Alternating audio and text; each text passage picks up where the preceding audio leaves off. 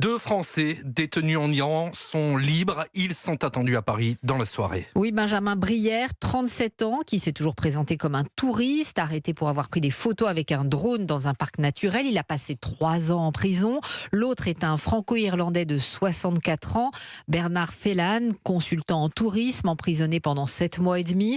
Tous deux étaient accusés d'espionnage. Tous deux sont très affaiblis après plusieurs grèves de la faim. Les démarches pour obtenir leur retour en France se sont accélérées ces dernières semaines, William Molinier. Tout s'est dénoué il y a 3 semaines. Paris a obtenu l'accord de principe de la diplomatie iranienne pour libérer les deux Français emprisonnés. En échange, Téhéran a réclamé des garanties maximalistes, nous rapporte une source proche des tractations. Selon les informations d'Europe 1, le régime a présenté aux négociateurs français une liste de ressortissants iraniens détenus dans des prisons européennes en demandant à Paris de peser auprès de ses partenaires pour obtenir leur libération. L'Élysée s'est impliqué dans le dossier en supervisant directement la cellule de crise du Quai d'Orsay.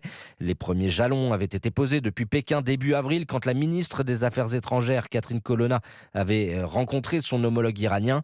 Plusieurs pays du Golfe sont aussi rentrés dans la danse, étape qualifiée de décisive par un connaisseur du dossier.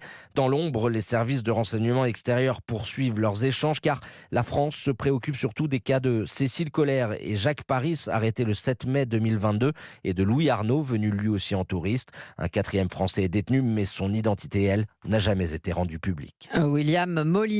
Emmanuel Macron fait part de son soulagement. Elisabeth Borne, depuis la Réunion, évoque une bonne nouvelle. Soulagement aussi pour l'avocat de Benjamin Brière, maître Philippe Valland. Pour lui, c'était -1. L'état de santé de son client devenait critique. D'abord, il y a un moment évidemment où on se demande si c'est vrai, parce qu'on a déjà eu cet espoir, et ça devient un soulagement absolument immense. C'est presque inespéré, mais surtout c'était impérieux, puisqu'on était à plus de 100 jours de grève de la faim, donc avec un pronostic vital qui devenait engagé, donc un risque quand même pour l'intégrité de Benjamin qui devenait extrêmement préoccupant. C'était -1, mentalement, il était prêt à aller plus loin, il était prêt à aller jusqu'au bout, et cette expectative était évidemment inenvisageable et inadmissible. J'imagine qu'on aura quelques mots ce soir, et en tout cas, au moins, même s'il ne les réservait que pour sa famille, j'en serais heureux.